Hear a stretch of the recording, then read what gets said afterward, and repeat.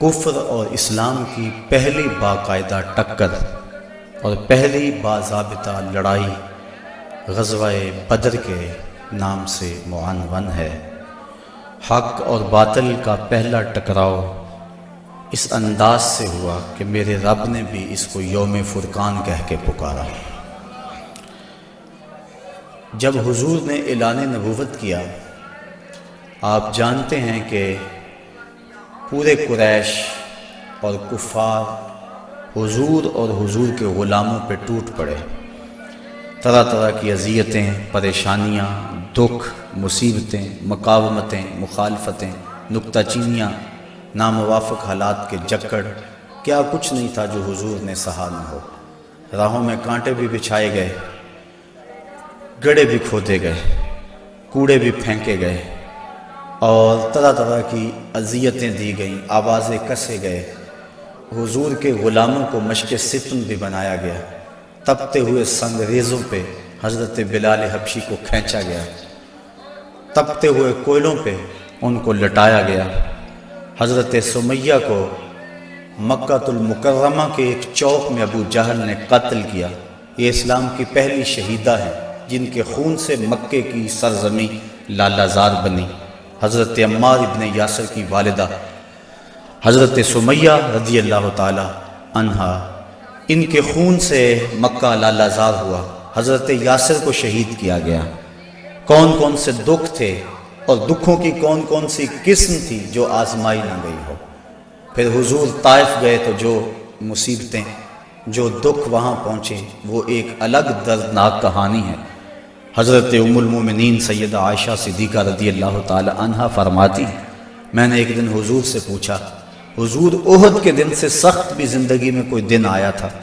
صحابہ کی نظر میں احد کے دن سے سخت دن کوئی نہیں گزرا ہے۔ جب حضور کے سکے چچا شہید کر دیے گئے اور ان کا مسلح بنایا گیا، اعضائے بدنیاں کاٹ لیے گئے اور ان کا ہار پرویا گیا، حضور کے سر پہ پٹی بندھی ہوئی تھی، آنکھوں میں آنسو تھے، اور بار بار پوچھتے تھے ما فعل امی، میرے چچا کی کہانی سناؤ، میرے چچا کی بات سناؤ۔ تو یہ سخت ترین دن تھا۔ تو عرض کی حضور کیا احد کے دن سے سخت دن بھی کبھی زندگی میں آیا؟ فرمایا ہاں عائشہ، جب طائف کے بازاروں میں تیری قوم نے مجھے پتھر مارے تو یہ دن احد کے دن سے بھی سخت تھا۔ ان کے 3 سرداروں کے پاس حضور پیغام حق لے کر گئے، ان کی ہمدردی کا جذبہ لے کر حضور تشریف لے گئے، لیکن انہوں نے حضور کی دعوت کو مسترد کر دیا، بلکہ اوباشوں کے ہاتھوں میں پتھر دیے، اور حضور جب واپس ہونے لگے تو ان کو 2 رویا کتاروں میں کھڑا کر دیا۔ وہ حضور کے پاؤں پہ پتھر مارتے تھے، حضور پاؤں اٹھاتے تو وہ دوسرے پاؤں پہ پتھر مارتے۔ شدت درد اور احساس کرب سے جب حضور بیٹھ جاتے تو ان کے 2 گنڈے آگے بڑھتے، حضور کو کندھوں سے پکڑ کر اٹھاتے اور پھر پتھر مارتے۔ فرمایا عائشہ، یہ دن احد کے دن سے بھی سخت تھا جب طائف کے بازاروں میں تیری قوم نے مجھے پتھر مارے تھے۔ شاب ابی طالب میں جو 3 سال کاٹے، بھلا اس کو تاریخ کیسے بھول سکتی ہے؟ درختوں کے پتے کھا کھا کے گزر اوقات ہو رہی ہے، عورتوں کی چھاتیوں سے دودھ خشک ہو گئے۔ 3 سال سماجی بائیکاٹ کفار نے کر دیا، اور غلہ تک نہ پہنچنے دیا، وہاں پانی نہ پہنچنے دیا جاتا، اور وہ 3 سال دکھوں کی، اذیتوں کی ایک داستان ہے جو ختم ہوئی، لیکن پائے استقلال میں لرزش نہیں آنے پائی۔ جن کے مقاصد جلیل ہوں، راستے کی سختیاں ان کے قدموں کو روک نہیں سکتی ہیں۔ تکلیفیں، اذیتیں، مقاومتیں، دکھ، رکاوٹیں ان کے راہوں کو ختم نہیں کر سکتی، اور ان کے اٹھنے والے قدم آگے ہی بڑھتے رہتے ہیں۔ وہ تو پیچھے مڑ کے دیکھنا بھی توہین جستجو سمجھتے ہیں۔ تو راہ نورد شوق ہے، منزل نہ کر قبول، لیلا بھی ہم نشیں ہو تو محمل نہ کر قبول۔ وہ تو آگے بڑھنا ہی زندگی کا حسن اور زندگی کا زیور سمجھتے ہیں۔ میرے اور آپ کے آقا و مولا صلی اللہ علیہ وآلہ وسلم نے سارے دکھ سہے، سارے غم جھولی میں ڈالے، ساری تکلیفیں سہی، زبان سے بد دعا بھی نہیں دی۔ طائف کے بازاروں میں جب یہ اذیت ناک مراحل سے گزرے، اس وقت جو 7 صحابہ تھے انہوں نے عرض کی حضور ان کے لیے بد دعا بول دیں۔ فرمایا میں رحمت بن کے آیا ہوں، میں زحمت بن کر نہیں آیا۔ لیکن ان کا پہم جب اسرار ہوا تو حضور نے ہاتھ اٹھا دیے، صحابہ منتظر تھے، ابھی لب جنبش کریں گے اور ابھی آسمان سے پتھر برسیں گے، یہ دو پہاڑ طائف کے آپس میں جڑ جائیں گے اور یہ درمیان میں پس جائیں گے۔ لیکن جب لب واہ ہوئے، کلمات کیا ترتیب پائے، اللہم اہد قومی فإنہم لا یعقلون، اے اللہ میری قوم کو ہدایت دے دے، یہ مجھے جانتی نہیں ہے، اگر جانتی ہوتی تو مجھے یوں پتھر نہ مارتی، میری راہوں میں پھول بچھاتی۔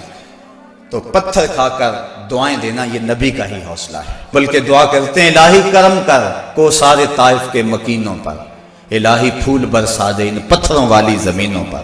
فرمایا مجھے ان سے نہیں، ان کی نسلوں سے ایمان کی توقع ہے۔ تو آقا کریم اس انداز کے اندر جو ہے وہ لوگوں کو دعائیں دیتے رہے۔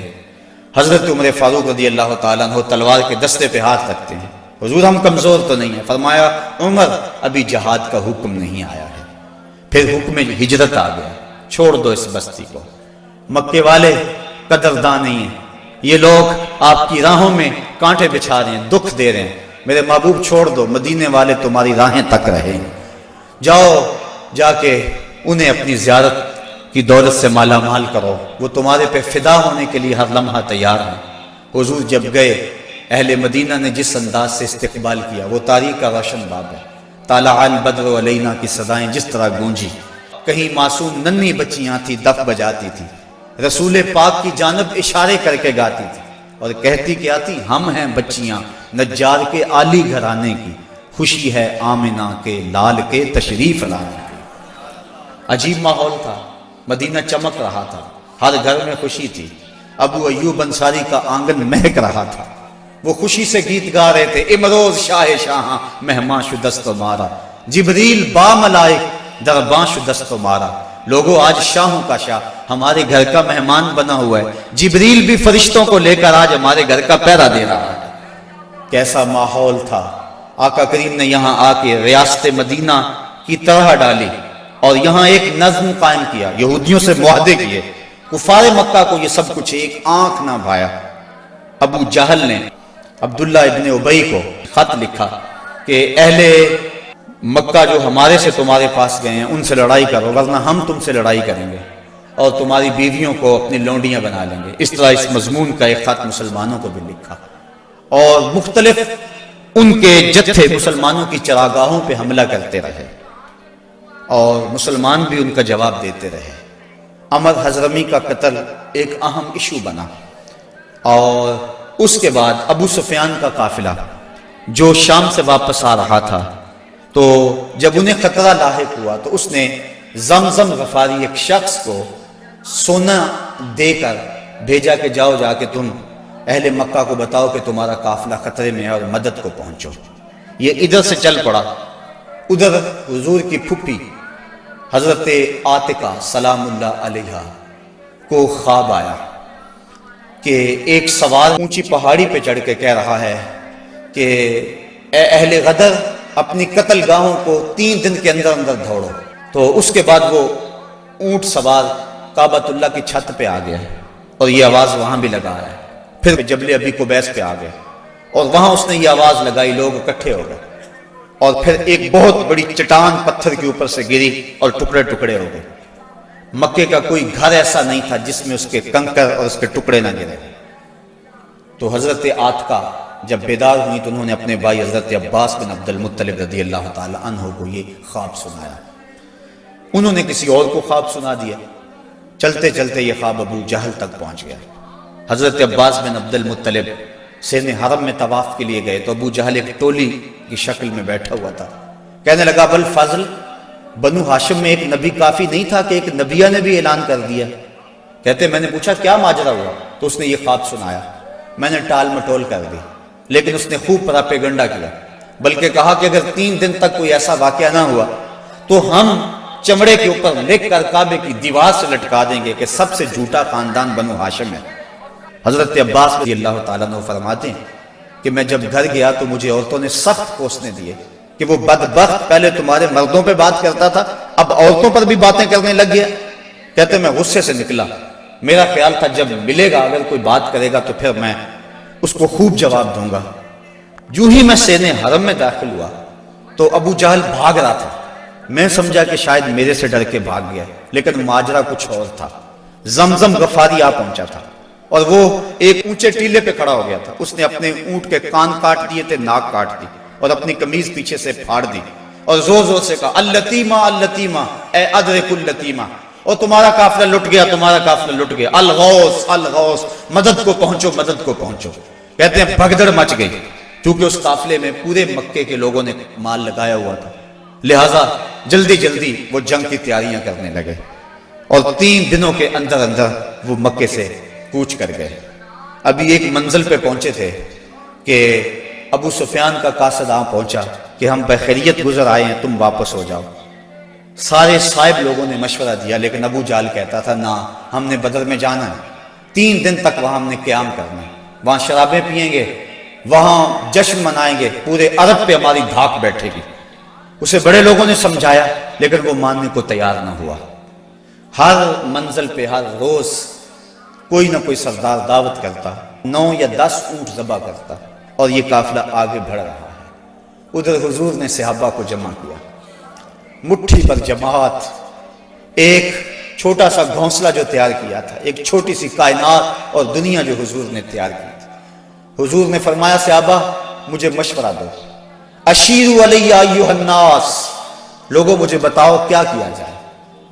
حضرت عمر فاروق رضی اللہ تعالی عنہ، حضرت ابو بکر صدیق رضی اللہ تعالیٰ عنہ، انہوں نے عرض کی حضور آپ جو چاہیں ہم آپ کے ساتھ ہیں.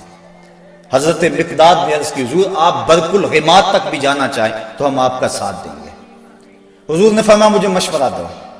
ابو بکر و عمر نے عرض کی اے ہادی دورہ، ہمارے مال و جان اولاد سب کچھ آپ پر قربان، غلامان محمد جان دینے سے نہیں ڈرتے، یہ سر کٹ جائے یا رہ جائے کچھ پرواہ نہیں کرتے.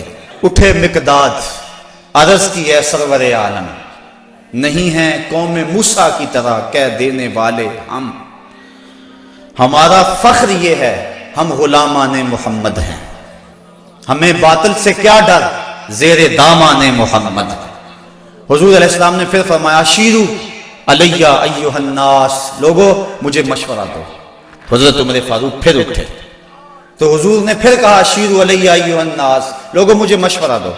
تو حضرت سعد بن معاذ اٹھے، عرض کی شاید حضور کی مراد انصار سے ہے. ادب سے عرض کی انصار ہیں ہم یا رسول اللہ، غلامان شہ ابرار ہیں ہم یا رسول اللہ. اگر ارشاد ہو بحر فنا میں کود جائیں ہم، ہلاکت خیز گرداب بلا میں کود جائیں ہم. نبی کا حکم ہو تو پھاند جائیں ہم سمندر میں، جہاں کو محو کر دیں نعرہ اللہ اکبر میں. یہ قریش مکہ تو کیا چیز ہیں، دیووں سے لڑ جائیں، سنانے نیزہ بن کے سینہ باطل میں گڑ جائیں. حضور آپ کا حکم تو ہو. آقا کریم علیہ السلام خوش ہو گئے، فرمایا چلو. بدر کی طرف پیش قدمی ہوئی. 313 افراد پر مشتمل یہ قافلہ جب مدینے سے نکلا تو عجیب حالت تھی. مختصر سامان تھا، 2 گھوڑے، 6 زرہیں، 8 شمشیریں. پلٹنے آئے تھے یہ لوگ دنیا بھر کی تقدیریں. مسلمان جب نکلے نا تو ان کے پاس تلواریں بھی 8 تھیں، اور وہ بھی مورخین لکھتے ہیں سلامت نہیں تھی. کسی کا دستہ ٹوٹا ہوا تھا، کسی کی نوک نہیں تھی، کوئی زہر میں بجھنے والی تھی. اور 2 گھوڑے تھے، 70 اونٹ تھے، اور 6 زریں تھی. جن کے پاس تلواریں نہیں تھی انہوں نے کھجوروں کے ڈنڈے توڑ لیے. اللہ اکبر، کیسا منظر تھا، کیسا ماحول تھا. یہ لشکر ساری دنیا سے انوکھا تھا، نرالا تھا کہ اس لشکر کا افسر کالی کملی والا تھا. عجیب رنگ تھا اس لشکر کا، چشم فلک نے کبھی ایسا منظر نہیں دیکھا ہوگا. فاقہ مست لوگ جن کے بدن پہ پورے کپڑے بھی نہیں ہیں، اور دنیا کی اس وقت کی بڑی طاقت سے ٹکر لینے کے لیے پورے جذبوں کی فراوانی سے جب مدینے سے باہر نکلے تو یہودی اپنی دکانوں پہ بیٹھے ہوئے تھے. انہیں دیکھ کر کہنے لگے مسلمانوں تمہارے پاس نہ کوئی اسلحہ، نہ کوئی نیزے، نہ کوئی بھالے، نہ کوئی خنجر، نہ تیغ و تبر، تم کس راستے پہ جا رہے ہو؟ آلات حرب و ضرب تو تمہارے پاس ہے نہیں. تو مسلمانوں نے حضور کی طرف اشارہ کر کے کہا نہ تیغ و تیر پر تکیہ، نہ خنجر پر، نہ بھالے پر، بھروسہ ہے تو اس سادی سی کالی کملی والے پر. ہمارا تو آسرا حضور کی ذات ہے، ہم تو حضور کے سہارے جا رہے ہیں. بنا کر اپنے سینوں کی سپر آیات قرآن کو، بظاہر چند تن کے روکنے نکلے تھے طوفان کو۔ یہ چند لوگ میدان کی طرف بڑھ رہے تھے، حضور علیہ السلام نے 3 اشخاص کے لیے ایک اونٹ مقرر کر دیا کہ باری باری سوار ہوں گے، اور اپنے لیے حضور نے ایک اونٹ تنہا مقرر نہیں کیا بلکہ اپنے ساتھ بھی 2 سوار مقرر کیے، حضرت ابو لبابہ اور حضرت علی المرتضیٰ رضی اللہ تعالی عنہما۔ اور خود حضرت علی المرتضیٰ اور حضرت ابو لبابہ نے عرض کی، حضور ہم اپنی باریاں چھوڑتے ہیں، آپ سوار رہیں۔ فرمایا نہ تو تم میرے سے طاقتور ہو کہ تم چل سکتے ہو پیدل، میں نہیں چلتا، اور نہ مجھے ثواب سے بے نیازی ہے کہ ثواب تمہیں چاہیے مجھے نہیں چاہیے۔ فرمایا اپنی باری پہ تم سوار ہوگے، اپنی باری پہ میں سوار ہوں گا۔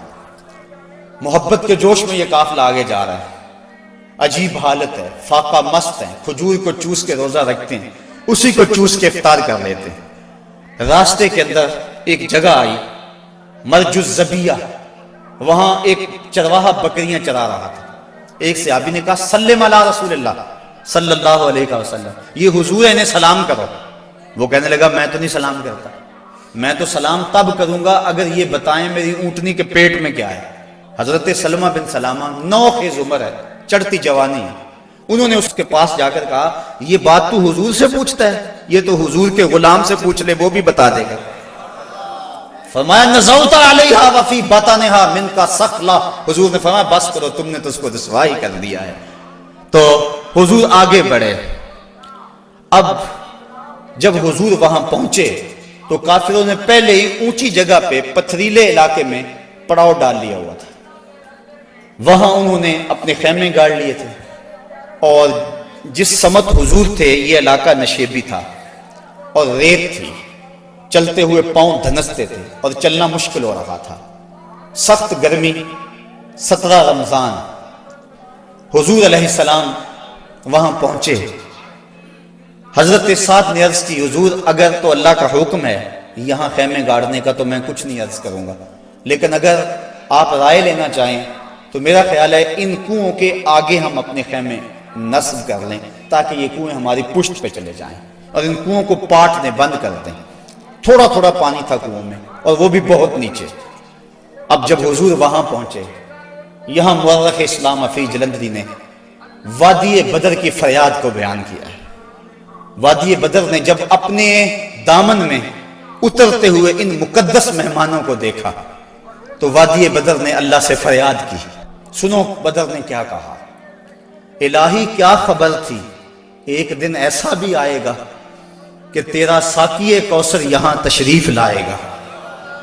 خبر کیا تھی، یہاں تیرے نمازی آ کے ٹھہریں گے، شہید آرام فرمائیں گے، غازی آ کے ٹھہریں گے۔ مالک مجھے پتا ہوتا طوفان نوح میرے اوپر سے گزرا تھا، میں کوئی پانی جمع کر رکھتی، آج ان غازیوں کو، ان مجاہدوں کو میں پانی پیش کرتی، میں شبنم کے قطرے جمع کرتی رہتی، اور آج تیرے رسول کے غلاموں کو وہ پانی پیش کر دیتی۔ مجھے کیا پتا کہ میرے بھی مقدر جاگیں گے، تیرا ساقی کوثر یہاں جلوہ گر ہوگا، تیرے محبوب کے پیارے قدم اس خاک پہ آئے، الہی حکم دے سورج کو اب آتش نہ برسائے، میرے مالک سورج کو کہہ دے اب یہ تو نہ آگ برسائے، تیرے محبوب کے قدم اس دھرتی پہ آگے ہیں، اور میرے دامن سے جب تیرے محبوب کے غلاموں کو ہوائے گرم آئے گی تو مجھ کو رحمت للعالمین سے شرم آئے گی، یا اللہ میری فریاد پوری کر لے۔ اس وادی نے فریاد کی اور دعا کرتے ہوئے وادی نے کہا برائے چند ساعت ابر باران بھیج دے یا رب، برائے چند ساعت ابر باران بھیج دے یا رب، بہاراں بھیج دے یا رب، بہاراں بھیج دے یا رب۔ وادی نے یہ دعا کی، دعا صحرا نے مانگی دامن امید پھیلا کر، یکا یک ابر باران آسماں پر چھا گیا آ کر، مدینے کی بلندی سے جو رحمت کی گھٹا اٹھی تو استقبال کو فردوس کی ٹھنڈی ہوا اٹھی۔ عجیب منظر بن گیا، اچانک بارش برسنا شروع ہو گئی اور یہ نشیبی علاقے کے اندر جو ریت تھی وہ جم گئی اور حوض پانی سے بھر گیا، اوپر کیچڑ ہو گیا، وہ چلتے ہیں تو ان کے پاؤں پھسلتے ہیں اور یہاں پاؤں جمنے لگے۔ یہ اللہ کی پہلی مدد تھی جو بدر میں مسلمانوں کو پہنچی۔ رات ہوئی، کفار نے عیش و نشاط کی بزم سجائی، لونڈیاں ساتھ آئی تھیں اور گانے والی عورتیں ساتھ تھی جو گا گا کے ان کو داد عیش دیتی تھی، شرابوں کے جام لڑائے جانے لگے۔ ادھر فاقہ مستوں کی یہ مٹھی بھر جماعت، حضور کے لیے مسجد عریش بنائی گئی، ایک چھپر تیار کیا گیا۔ حضرت ابو بکر صدیق رضی اللہ تعالیٰ عنہ حضور کے پیرے کے لیے کھڑے ہو گئے۔ فرماتے ہیں ساری رات حضور نے سجدوں میں، قیام میں اور رکوع میں گزار دی۔ ساری رات اللہ کی بارگاہ میں روتے رہے اور اللہ کی بارگاہ میں عرض کرتے رہے، اللہم ھذا قریش اقبلت بخیلائها وفخرها تحادک وتکذب رسولک اللہم فنصرک الذی وعدتنی۔ اے اللہ یہ قریش بڑے فخر سے آئے ہیں، تجھے بھی جھٹلاتے ہیں، تیرے رسول کی بھی تکذیب کرتے ہیں، میرے مالک جو میرے سے وعدہ کیا ہے وہ وعدہ پورا کر دے۔ حضرت ابو بکر صدیق رضی اللہ تعالیٰ عنہ فرماتے ہیں حضور کی چادر انور سر سے سرک کے کندھوں پہ آ جاتی اور کندھوں سے سرک کے حضور کی کمر پہ آ جاتی، اور میں حضور کی چادر دوبارہ سر پہ دیتا اور عرض کرتا بس کرو یا رسول اللہ، بس کرو، اللہ کی مدد آ جائے گی، بس کرو۔ لیکن حضور بار بار کہتے یا حیو یا قیوم، یا حیو یا قیوم۔ ساری رات حضور نے دعاؤں میں گزار دی۔ جب سحری کا وقت ہوا، نماز ہوئی، حضور نے لوگوں کو کہا لوگوں صفیں سیدھی کر لو۔ حضور نے ہاتھ میں چھڑی یا کوئی تیر پکڑا ہوا ہے اور لوگوں کو کہا کہ صفیں سیدھی کرو۔ حضرت سواد رضی اللہ تعالیٰ عنہ ایک صحابی تھے، وہ سب سے تھوڑا سا آگے بڑھ گئے۔ حضور نے وہ چھڑی سے ان کے پیٹ میں ٹھوکر دی کہ استوی یا سواد، سواد سیدھے ہو جاؤ۔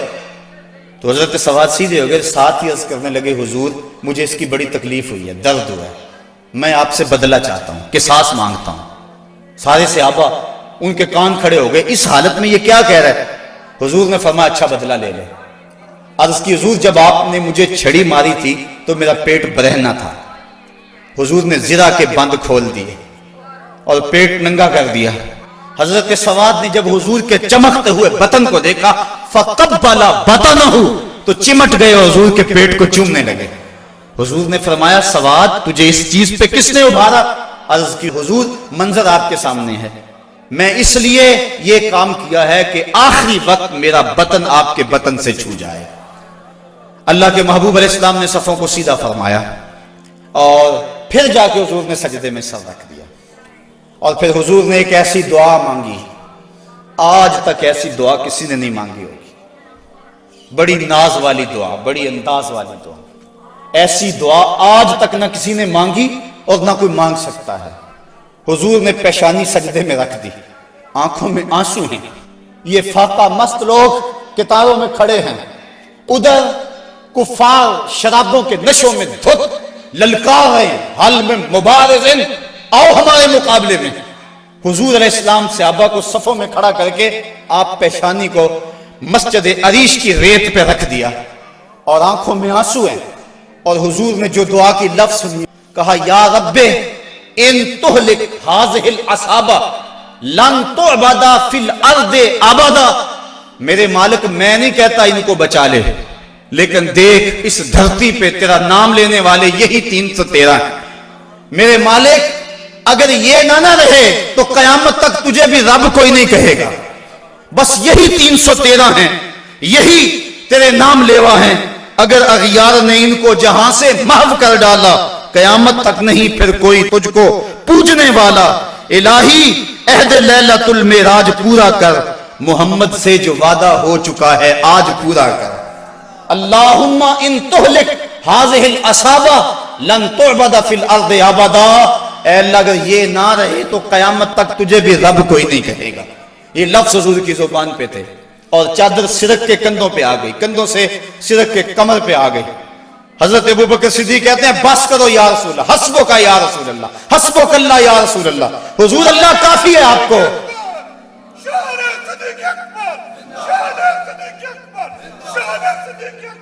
تو کہا حضور بس کرو بس کرو، اللہ کی مدد آ گئی، لیکن حضور کی آنکھوں میں مسلسل آنسو ہیں، اور کہتے ہیں مالک یہی مٹھی بھر میری زندگی کی کمائی ہے، یہی 313 ہے تیرے نام لیوا روئے زمین پہ، اگر یہ نہ رہے تو قیامت تک تجھے بھی کوئی رب نہیں کہے گا۔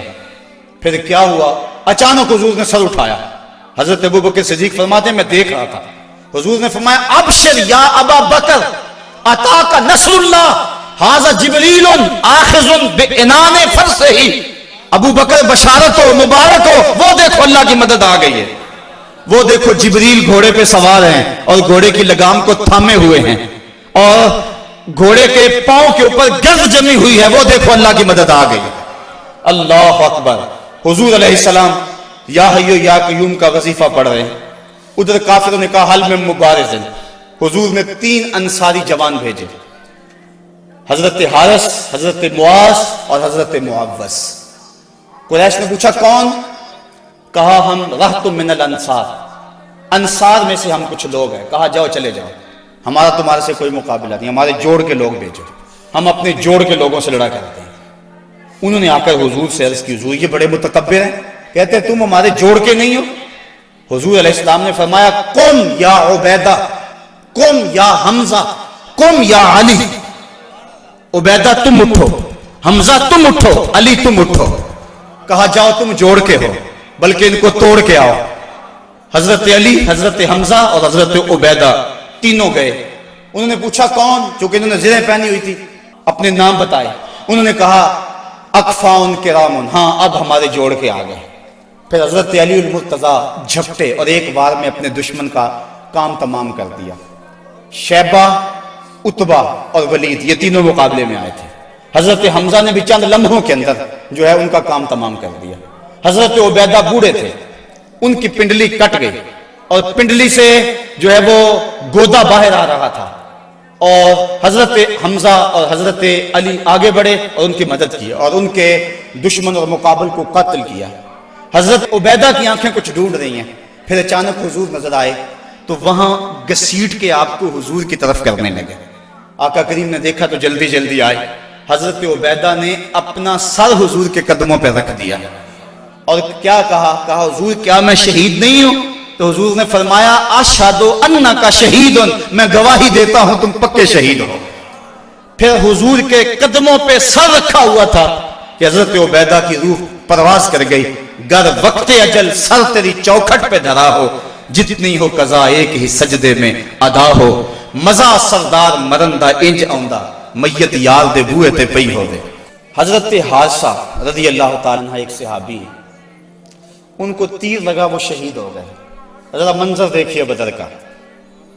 ان کی ماں کو پتا چلا میرا بیٹا شہید ہو گیا، وہ حضور کی خدمت میں حاضر ہو گئے اور عرض کرنے لگی حضور مجھے بتائیں کہ میرا بیٹا جنت میں گیا یا نہیں گیا، اگر وہ جنتی ہے تو پھر میں صبر کروں گی، نہیں تو میں بین کروں گی، واہ ویلا کروں گی۔ حضور علیہ السلام نے جو جواب دیا سنیے کیا خوبصورت جواب تھا۔ حضور نے فرمایا آوا حبلت یا امہ حارثہ، حارثہ کی امی تجھے کیا ہو گیا ہے؟ جنت ایک نہیں ہے، جنت اللہ نے کئی بنائی ہیں، اور انا ابنا کا اصحاب الفردوس الاعلی، اور تیرا بیٹا حارثہ جنت کے سب سے اونچے درجے فردوس میں ہے۔ تو جب اس نے یہ بات سنی نا تو وہ خوشی سے جھومنے لگی، اس نے کہا بخ بخ لکا یا حارثہ، حارثہ واہ واہ مبارک ہو تجھے، تو جنت کا راہی بن گیا ہے۔ اللہ اکبر۔ اب حضور علیہ السلام اسی چھپر میں بیٹھے۔ حضرت علی المرتضیٰ فرماتے ہیں میں جنگ کرتا اور کئی کافروں کو جہنم رسید کرتا، پھر مجھے شوق ہوتا میں حضور کے پاس جاتا اور میں دیکھتا حضور سجدے میں سر رکھا ہوا ہے اور کہتے ہیں یا حیو یا قیوم، یا حیو یا قیوم، یہ لفظ حضور کی زبان پہ۔ میں 3 مرتبہ گیا اور تینوں مرتبہ جو ہے وہ حضور کی زبان پہ یہی لفظ تھے اور سر سجدے میں تھا۔ اس کے بعد پھر گمسان کا رنگ پڑا اور کافروں نے یک بارگی حملہ کر دیا۔ حضرت علی المرتضیٰ سے روایت ہے، فرماتے ہیں جب سب نے یک بارگی حملہ کیا نا تو ہم نے کیا دیکھا کہ حضور بھی اٹھ کے آ گئے۔ اللہ اکبر۔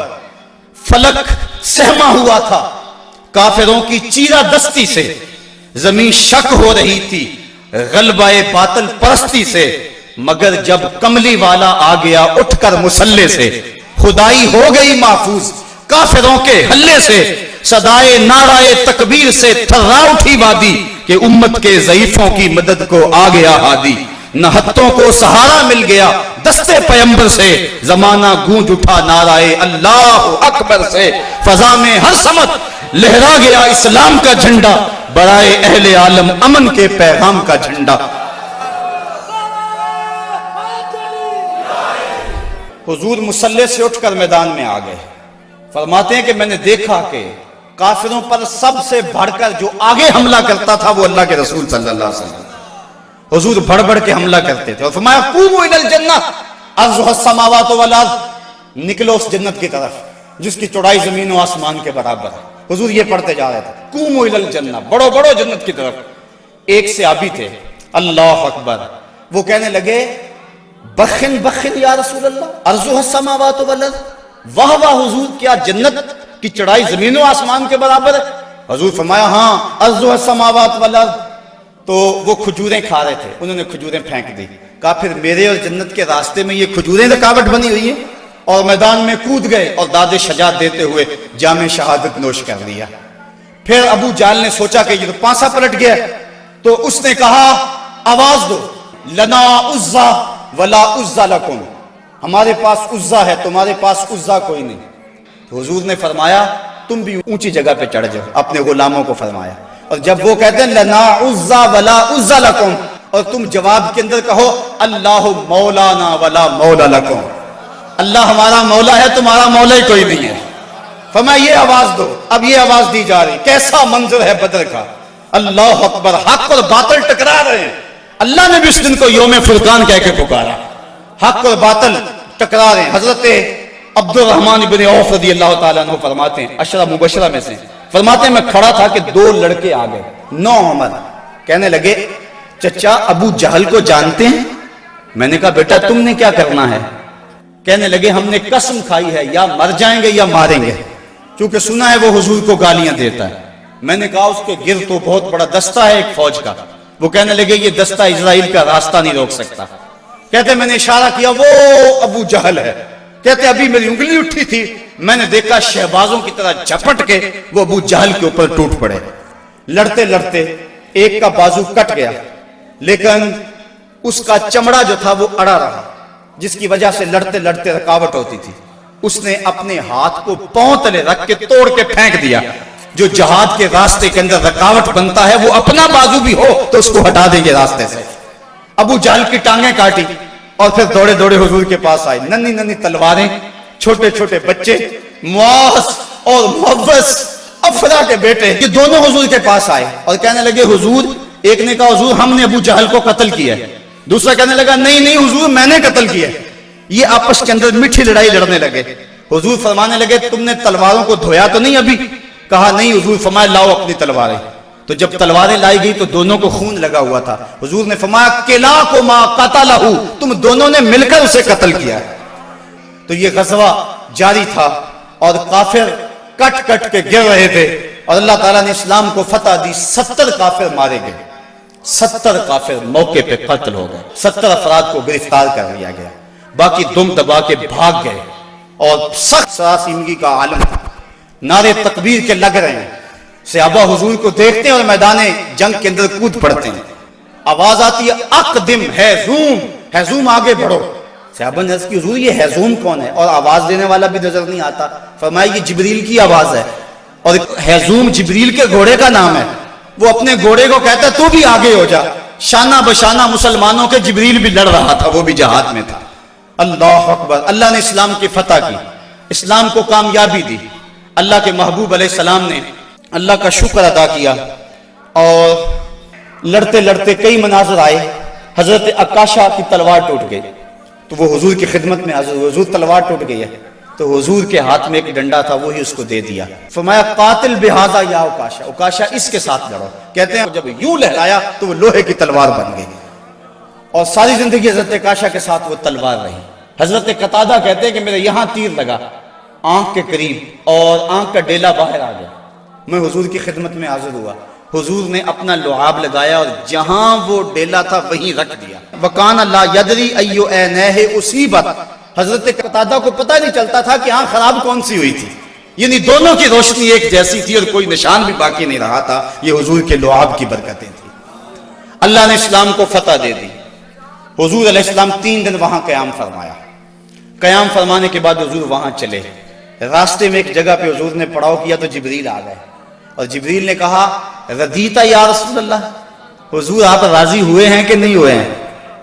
حضور نے فرمایا میں راضی ہو گیا ہوں۔ کہا مجھے اللہ نے کہا ہے کہ میرے محبوب سے پوچھ کر آنا ہے، اگر اجازت دے تو آنا ہے، تو میں اجازت چاہتا ہوں۔ حضور فرمایا چلے جاؤ۔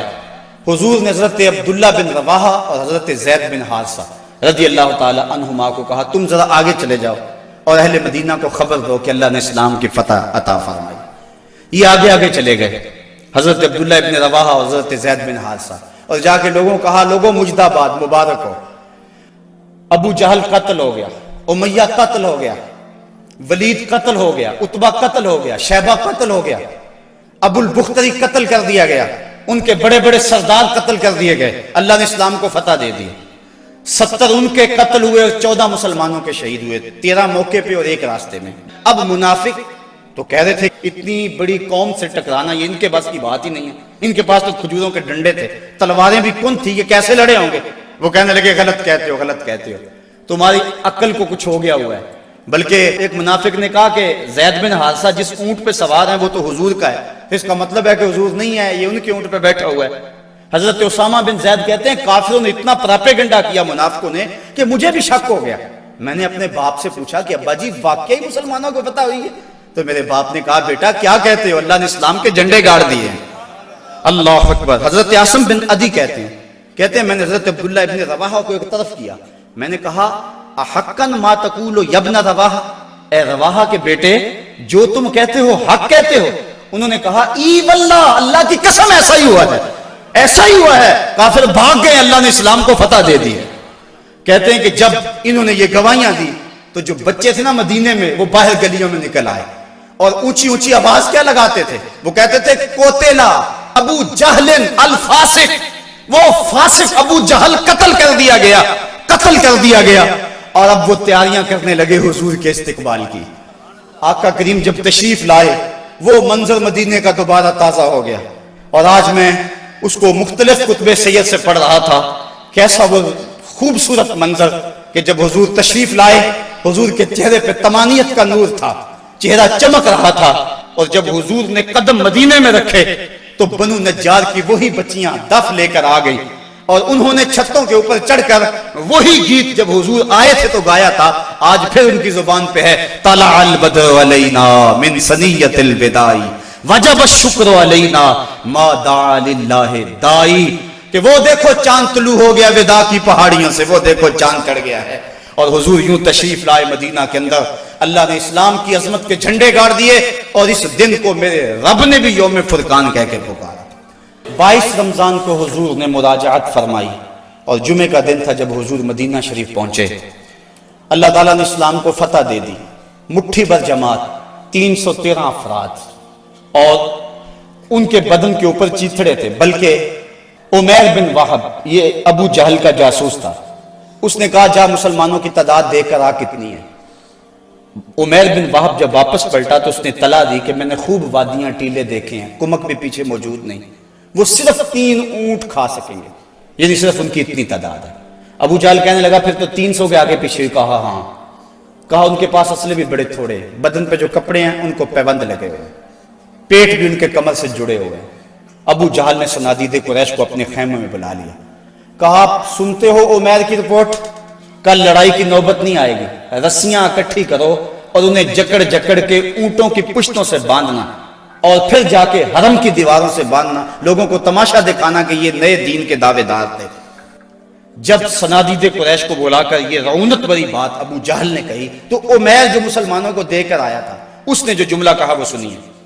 اس نے کہا وَلَٰكِنْ رَأَيْتُ يَا مَعْشَرَ قُرَيْشٍ الْبَلَايَا تَحْمِلُ الْمَنَايَا، اے قریش کے سردارو تکبر میں نہ آؤ، میں نے اپنی ان آنکھوں سے دیکھا ہے کہ یثرب کی اونٹنیاں اپنی پشتوں پہ نری موتیں اٹھا کے لے آئی، اور تم کہتے ہو رسیاں اکٹھی کرو، میرا مشورہ مانگتے ہو تو رات کی تاریکی میں بھاگ سکتے ہو تو بھاگ جاؤ، اس قوم سے لڑنا تمہارے بس کا روگ نہیں ہے جو مرنے کے لیے آئی ہے، اور میں نے زخمی سانپوں کی طرح انہیں پیچ و تاب کھاتے ہوئے دیکھا ہے، واللہ کل ان میں سے کوئی مرے گا نہیں جب تک تم میں سے ایک ایک کو لڑ نہیں جاتا، اور اگر اتنے لوگ تمہارے مر جائیں تو پھر افسوس ہے تمہارے جینے پر۔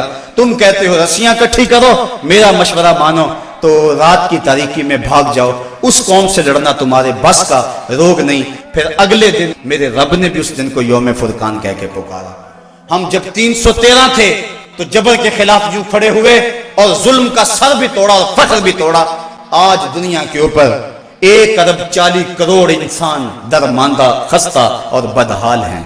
साहिबो, इस बात में तो वाकई माकूलियत है कि जब तुम कमजोर हो तो ताकतवर से टक्कर ना लो, लेकिन अगर तुम कमजोर भी हो लेकिन दरिंदा तुम्हारे घर में घुस आए और तुम्हारे बच्चों की हड्डियां तोड़ने लगे और तुम्हारे घर के अफराद का खून पीने लगे और फिर भी तुम कहो कि हम मुकाबला नहीं कर सकते हैं, तो ये कैसी बेढंगी बात है।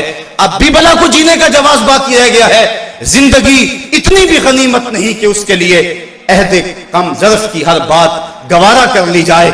साहिबो, जिंदगी के ये हंसी लम्हे अहले बदर की जिंदगियों से रोशनी लेकर मुनव्वर किए जा सकते हैं। आज पूरी दुनिया के ऊपर 1 अरब 40 करोड़ इंसान कभी खानमा बर्बाद न होते अगर उन्हें बदर वालों का जज्बा नसीब हो गया होता। हमारे पास आलाते हरबो ज़रब ना भी हों, लेकिन मुसलमान जब जुल्म के मुकाबले में खड़े होते हैं तो बड़ी बड़ी कुव्वतें दम तोड़ जाती है, उनका मुकाबला नहीं कर सकती हैं। आज हमारी बदबख्ती और हमारी रुसवाई का समा इसलिए पैदा हुआ तो जज्बा बदर हमारे पास नहीं है। फजाए बदर पैदा कर, फरिश्ते तेरी नुसरत को उतर सकते हैं गर्दों से कतार अंदर, कितार रब्बी